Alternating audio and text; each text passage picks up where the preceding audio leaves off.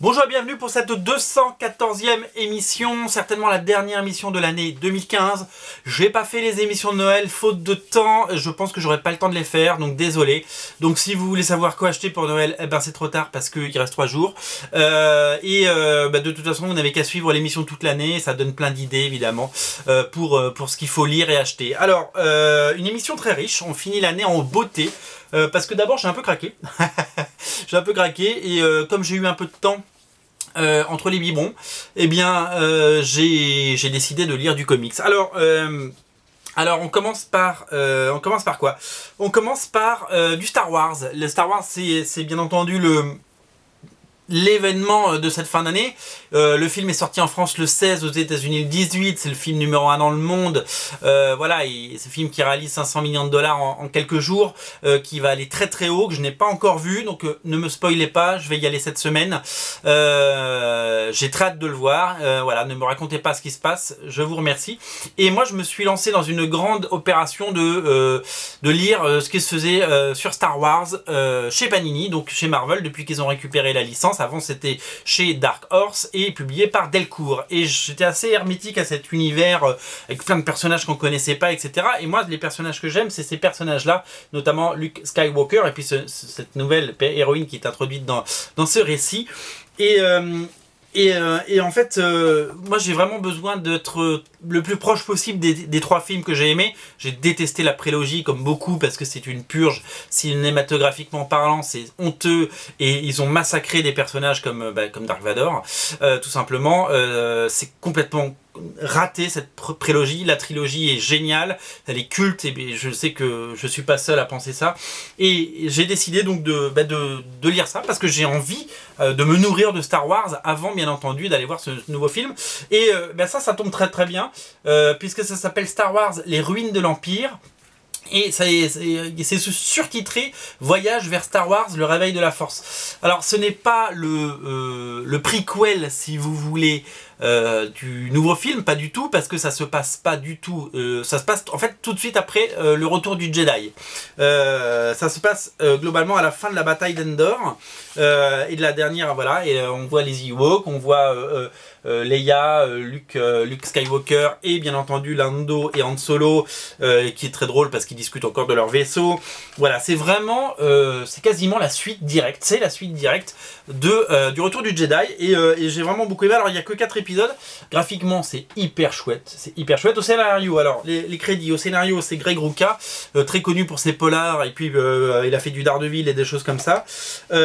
Au dessin c'est le magnifique Marco Cecchetto, mais il est aidé par d'autres dessinateurs qui s'appellent Angel Unzueta et Emilio Lieso. Emilio Lieso, il a dessiné pour Zenescope. Moi, je l'ai vu dessiner des choses chez Zenescope. C'est des gens qui ont un talent fou. Les vaisseaux sont magnifiques. Les personnages sont hyper ressemblants. On est absolument ravis de retrouver les personnages de la trilogie, C3PO, R2D2, Leia, etc. Et on entend leur voix quand ils parlent.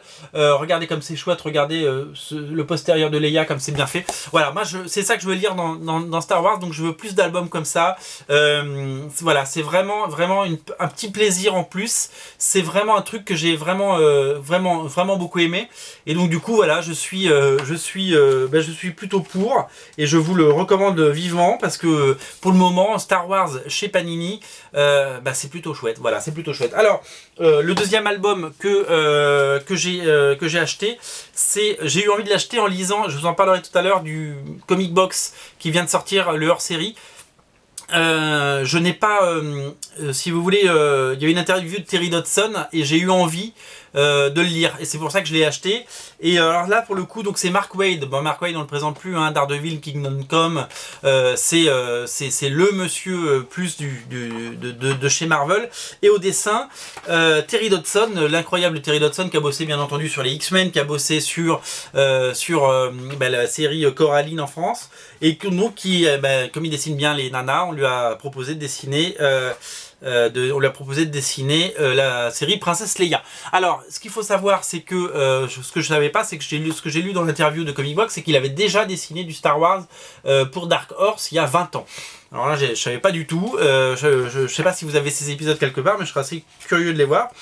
Là, c'est une aventure de la princesse Leia. Ça permet d'en savoir plus sur ce personnage qui est quand même, même si elle a un rôle très important dans la série, elle est vachement en second plan. Parce qu'elle est entourée d'hommes, c'est la seule femme, et elle a finalement assez peu elle est présente, mais voilà, il manquait un petit truc, et donc du coup ils ont décidé de creuser dans le personnage. Ça démarre après l'épisode 4, après la guerre des étoiles, que nous n'appellerons pas un nouvel espoir, parce que pour moi il s'appelle la guerre des étoiles.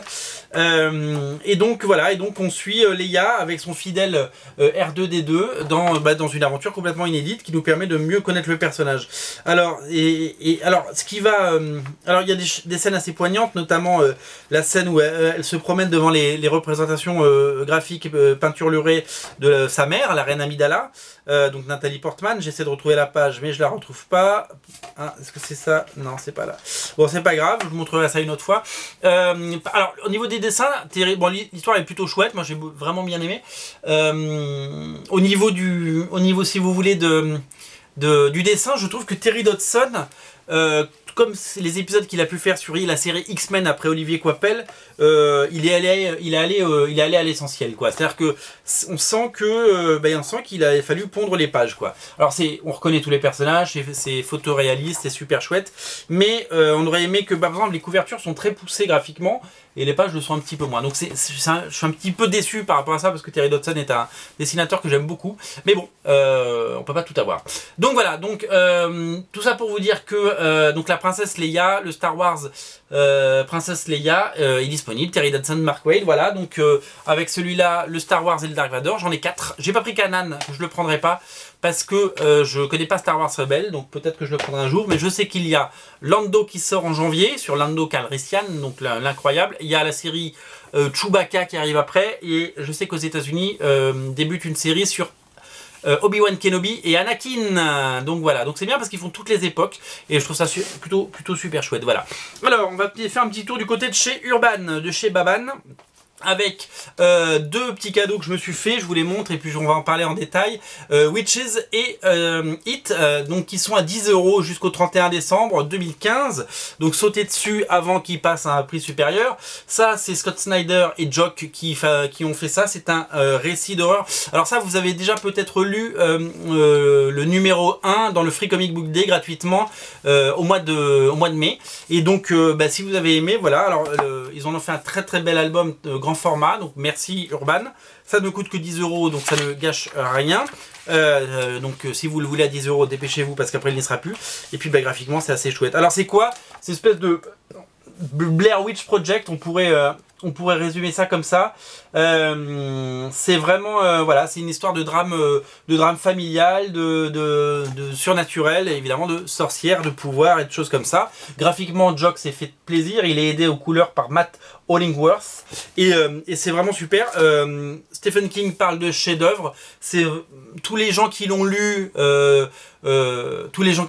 adorent, et c'est assez fou. Et Scott Snyder est souvent très très critiqué pour les Batman qu'il a fait récemment, notamment la Batman Year Zero. Enfin, c'est vrai que c'était un peu en dessous. Voilà, si vous voulez lire du bon Snyder est certainement meilleur dans ses propres séries, aussi bien American Vampire que celle-là.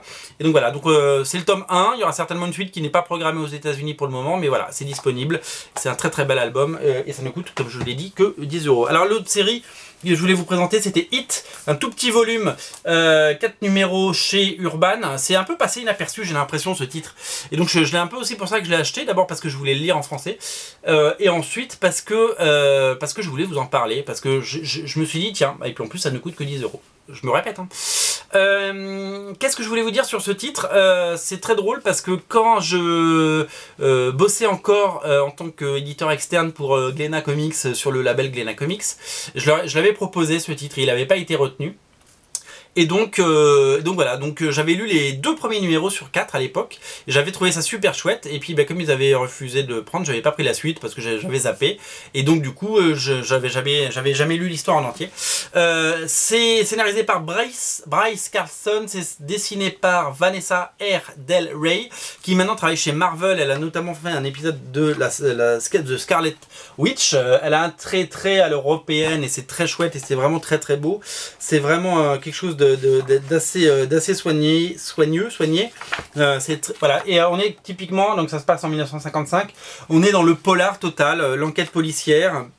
Les détectives privés, cette ambiance un peu glauque de whisky frelaté et de pègre, donc voilà, de crime, etc. C'est vraiment un super polar. Moi j'avais vraiment aimé quand je l'ai lu en VO, et je suis ravi qu'Urban, bonne pioche pour Urban, à savoir qu'il y aura normalement un 2e tome, et j'espère que ça va marcher, parce que je vous dis, j'ai un peu l'impression que cette série est passée sous le radar. Alors peut-être que je me trompe, peut-être qu'ils en ont vendu 10 000 palettes, je ne sais pas, mais en tout cas bravo, parce que c'est un très bon choix, et c'est un choix que j'aurais voulu faire moi. Et voilà, Hit, ça sort chez Urban, ça ne sortira donc jamais chez Glénat Comics, et je n'aurais jamais travaillé ce titre. Mais voilà, en tout cas je vous le recommande, parce que je vous rappelle que chez Glénat Comics, je n'ai présenté, je défendrai toujours mon catalogue, je n'ai présenté que des titres que j'aimais, que des titres que j'ai voulu défendre, et que des titres que j'ai voulu vous faire lire. Donc c'est pas moi qui l'ai sorti, mais lisez-le quand même, voilà. Ça ne gâche rien mon plaisir. Alors, qu'est-ce que je voulais vous montrer? Alors, je vous avais montré dans une émission il n'y a pas si longtemps, un peu en retard finalement, le Marvel Universe numéro 13, avec les premiers numéros des Guardians 3000, couverture d'Alex Ross, scénario de Dan Abnett, et dessin de Sandoval. L'incroyable Gerardo Sandoval, le fils caché d'Umberto Ramos et Joe Madureira, un dessinateur que j'adore, à part sur la nouvelle série, je trouve qu'il est un peu en dessous sur la série New Avengers, mais c'est parce qu'il n'est pas ancré, alors que là il est ancré, c'est beaucoup mieux. Donc ça c'était sorti il y a 2 mois je crois, mais je l'ai acheté qu'il y a 15 jours. Et bien il y a la suite qui est sortie, donc dans Marvel Universe 14. Toujours couverture d'Alex Ross, plus qu'un épisode, il y a qu'un seul épisode signé, Sandoval, et parce que Sandoval était parti faire après la série Age of Apocalypse, et donc du coup il avait laissé la place à un mec qui s'appelle Nico Leon. Et après c'est... Qu'est-ce que c'est que ça? Oui, c'est ça, c'est Nicoléon. Oui, c'est Nicoléon. Je pensais que c'était un autre nom. Non, c'est parce qu'il se fait aider par un autre dessinateur sur Age of Apocalypse. J'ai eu un petit trou de mémoire. Donc, c'est les Gardiens du Futur. Ça se passe dans l'an 3000. Ça se lit en parallèle, bien entendu, des Gardiens de la Galaxie. Et donc, ils ont laissé le soin à Dan Abnett, qui avait relancé les Gardiens chez Marvel, de relancer les Gardiens 3000, qui devraient faire une apparition dans le prochain film. Il en est question. Et donc, voilà. Donc, ça fait écho, bien entendu, à ce qui a pu se passer dans le passé, et voilà, l'équipe se reforme, et elle explique la démission sur Terre. Voilà, ça c'est le 2e dessinateur, c'est plus sage, c'est un dessin un petit peu plus sage, Nicoléon. Et donc voilà, on apprend à suivre cette équipe que certains d'entre vous ont découvert dans les pages de Titan il y a 30 ans. Moi j'avais été complètement passé à côté, et c'est vrai que c'est plutôt chouette de voir ça avec un dessin aussi frais, des couleurs aussi belles, et puis un truc aussi punchy. Moi j'ai été fan, et j'aimerais bien connaître votre avis d'ailleurs. Donnez-moi votre avis sur ce que vous avez pensé de celui-là. Parce que je suis assez fan. Donc l'avantage, moi je suis fan de Sandoval, mais beaucoup de gens, je sais, n'aiment pas. Mais qu'est-ce que vous avez pensé de cette incarnation des Gardiens 3000? Dites-moi ce que vous en avez pensé. Ça ne coûte que 5,50, c'est-à-dire que pour 11 €, vous avez tous les épisodes. C'est ça l'avantage, c'est que donc la série n'a duré qu'un temps. Elle sera certainement relancée dans les semaines ou dans les mois à venir chez Marvel. En attendant, voilà, c'est tous les numéros des Gardiens 3000. Voilà, merci Panini, grâce au kiosque, nous avons pu lire tout ça en intégrale. Alors, qu'est-ce que je voulais vous montrer d'autre, les amis? Donc oui, je vous parlais de Sandoval. Moi j'adore Sandoval, et donc je me suis pris le TPB. Je prends rarement des TPB, mais là je l'ai pris. Je me suis pris le TPB de ces épisodes sur Age of Apocalypse. Ça se passe pendant Secret Wars. Je trouve que c'est ce qu'il a fait de mieux pour le moment. Graphiquement, c'est parfait. Alors là, je vais vous montrer une page, cette page-là. Ben, j'ai la page originale, je me la suis offerte l'été dernier. Il est pas donné, hein, mais moi je m'achète 2 ou 3 pages originales par an, plutôt 2 que 3 d'ailleurs. Et donc du coup je me suis fait un petit plaise et je me suis pris ça parce qu'elle était absolument magnifique. Alors il y en a une autre qui me plaît beaucoup. Là faudra vraiment que j'ai une rentrée d'argent importante parce que voilà. Alors donc voilà, donc c'est un retour. Vous voyez voilà, typiquement Sandoval c'est ça. Et certains n'aiment pas, moi j'adore la façon. Regardez les couvertures comme elles sont, comme toute l'énergie qui s'en dégage. On dirait vraiment le retour aux sources d'Apocalypse, époque Bacalo, époque. Regardez comme ça pète. Voilà, moi c'est le comics que j'aime. Donc voilà, c'est après plusieurs retours à l'ère d'Apocalypse, c'est une nouvelle plongée dans l'univers d'Apocalypse, dans une histoire inédite, magnifiquement dessinée. Alors là, pour le coup, Sandoval a fait les 3 premiers numéros, et là, pour le coup, il est aidé par un autre dessinateur qui s'appelle Iban Coelho, qui a fait le 4 et le 5, puisqu'il est parti faire New Avengers. Il commence les séries, mais il ne les termine pas. C'est un peu dommage parce que j'aurais préféré des albums complets par cet auteur, mais voilà, donc ça c'est disponible, ça coûte 17$, vous le trouverez pour une quinzaine d'euros sur les sites internet. Voilà, ça s'appelle Age of Apocalypse Warzone, et moi je suis assez fan de, voilà, je suis fan de Sandoval, donc qu'est-ce que vous voulez que je vous dise? Alors, rapidement, le Comic Box hors série est sorti. Ça faisait longtemps qu'il n'y avait pas eu, je crois que ça faisait 4 ans qu'il n'y avait pas eu hors série. C'est spécial science-fiction. Il y a évidemment un gros dossier sur Star Wars. Donc, une interview de Terry Dodson dont je vous ai parlé. Ça nous parle bien entendu de Retour vers le futur, le comics qui cartonne sur originalcomics.fr. Tous les numéros sont disponibles, vous pouvez y aller. Ça parle de Jim Starlin, ça parle des Ghostbusters, ça parle de tout ce qui n'est pas du super-héros finalement dans les comics. Avec des très très bonnes interviews. Je peux citer Mark Waid, Terry Dodson, comme j'ai dit, Kieron Gillen, Mike Mayhew,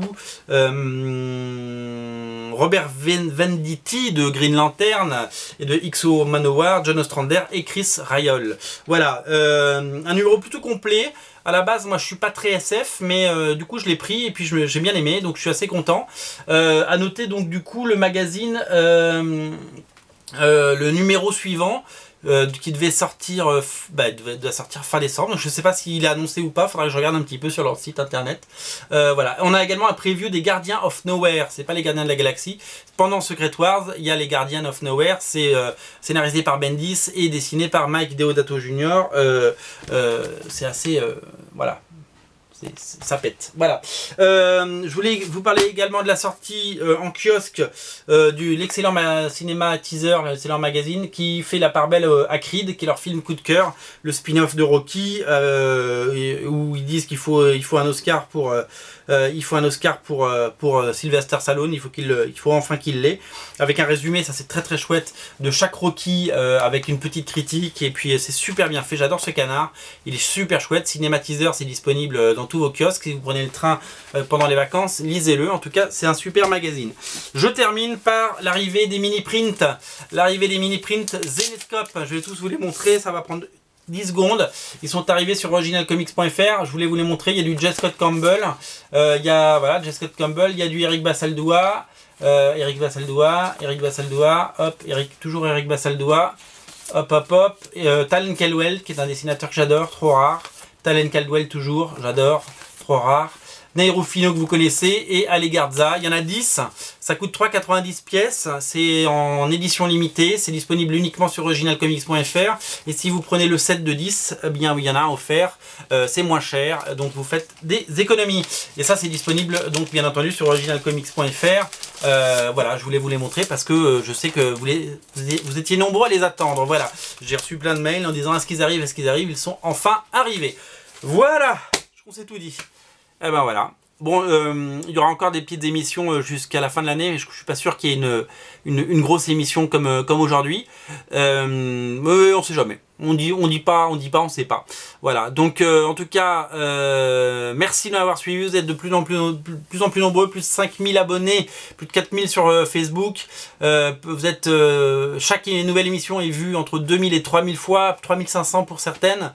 Voilà. Je sais pas quoi vous dire. Sinon, merci.